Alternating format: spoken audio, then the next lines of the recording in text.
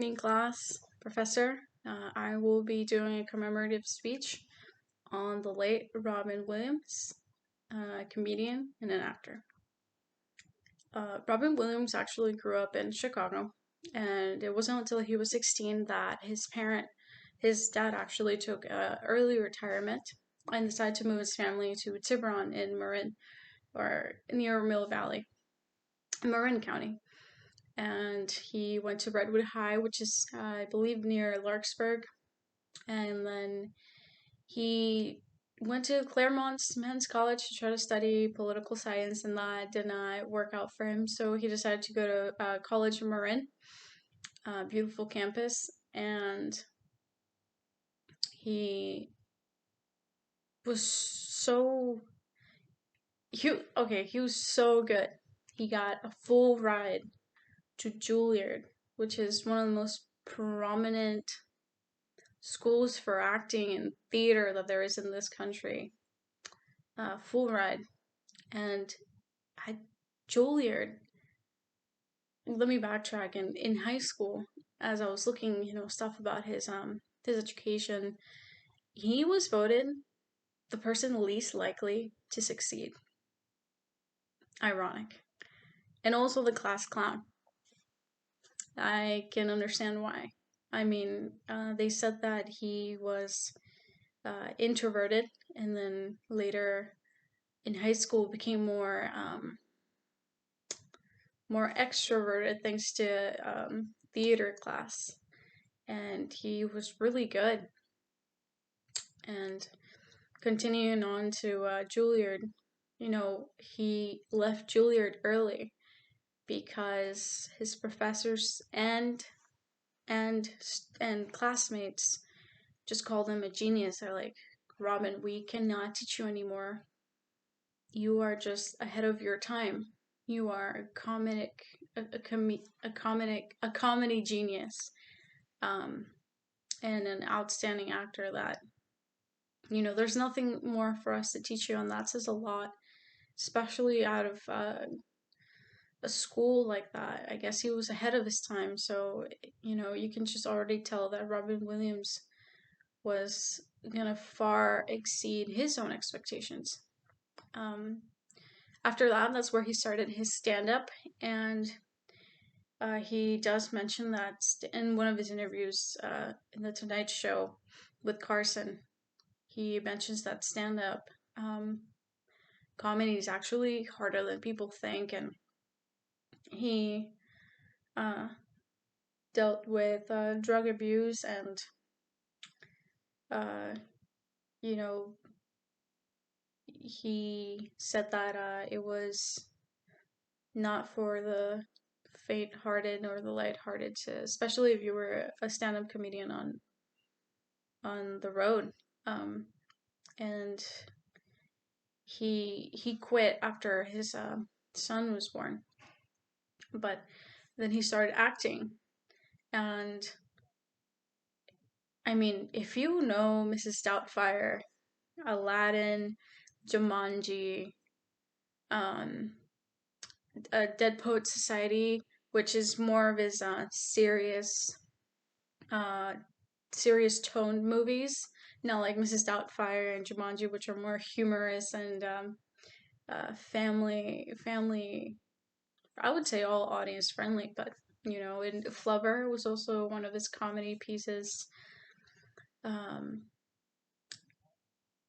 he was our parents' Hook, Captain Hook. He was the Peter Pan. I'm sorry, he was not Captain Hook. He was the Peter Pan of our parents' time, and he was also a news anchor in Good Morning Vietnam, and you know, again, more of a serious tone movie, but still. Um, so his friends and the people close to him, the other actors that would work with him, just said this man is a genius. Life magazine actually called him a man of immeasurable talent. And Robin Williams was down to earth, raw, comedian actor that I believe are very few left nowadays. I mean, he was a rare gem, not superficial, just he was like you and me. But the thing that set him aside was the way he would make people laugh, and how he would light up a room as soon as he walked in. They said that his presence was so pleasant to have around, and you would feel you would feel almost comforted by his presence, and there's no way you would not laugh just being in his vicinity for less than a couple minutes. You would probably start cracking up. um and when I was looking him up and doing more research, his interviews are just so um the way he improvises, the way he would just kind of read the audience, which is something that I think comedians struggle with.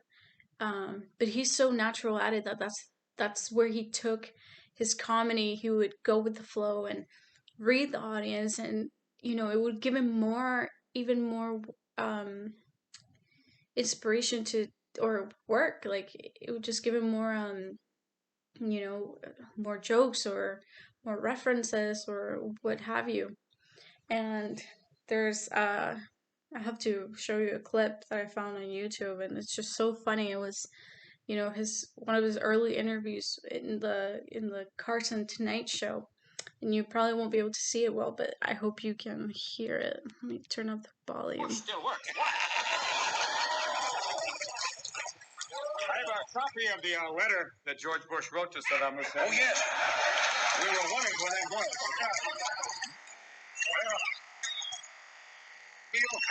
Now, without affecting national security. I don't know why they found this offensive. It starts off, "Dear oil sucker." I don't know.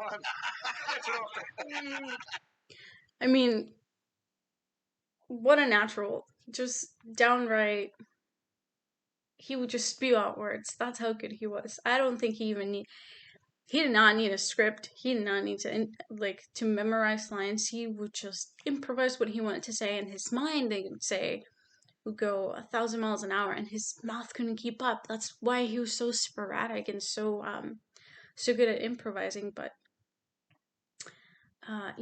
jokes like that are lighthearted. He never in any way meant to swift people's minds into believing one thing or the other through his comedy. The whole point of his comedy was to make people laugh because he found something funny or absurd, or just it didn't make sense to him, and that's the fuel he used for his jokes. And it's rare to find a comedian nowadays that is like that. I think so natural, and his voice and his face would change from an older man to a kid. And I think he even did the Mickey Mouse voice really, really well. Like he could talk like Mickey Mouse at some point. And his comedy also delivered messages about life, what life was about, and the meaning of life in a lighthearted joke, and love, and what keeps people going, and the funny side of life. So he related to so many people because it was never a joke about some crazy funny story of being trapped in a yacht with like multimillionaires. It was always like an everyday life kind of joke. And that's why he related so much to his audience. And I chose two of his quotes because he left a lot of quotes actually, just from interviews and books and his stand up. And I thought these two quotes spoke volumes on his character and the type of person he was. And the first quote says, no matter what people tell you, words and ideas can change the world. I mean, they have, look at those famous writers, look at the famous poets. Words are stronger than fists. They're more powerful than fights and physical fights. And the second quote says, the human spirit is more powerful than any drug, and that is what needs to be nourished with work, play, friendship, and family. These are the things that matter. He never once mentions fame and money and cars and having lots of women. He was the type of comedian that realized life was about friends and family and love and living your life and not worrying about the little things. And so, I think more than anything, more than a comedian, more than an actor, he was a person that you could relate to. He wasn't this out of reach character, fictional character. He was a person, everyday person like you and me. His humor and his humanity, I think, set him aside. And that's what he loved doing. He loved making people laugh, and through laughter, he would communicate these meanings, like the last quote. So that's why I chose him, and because we're in San Francisco, and he did love San Francisco very much. And like I said, there's a tunnel going northbound that's named the Robin Williams Tunnel, and I used to drive it through every day to work, and just seeing his name in the tunnel with the rainbow painted on it just reminded me that life was going to be okay, and that I didn't need to worry too much about my stressful job or stuff that I had to do. And even just seeing his name, it felt warming, because I remember his movies and how they made me feel. So even till then, he has that impact on people. So that's why I chose him. Thank you, and uh, have happy holidays, and enjoy the winter break, and stay warm.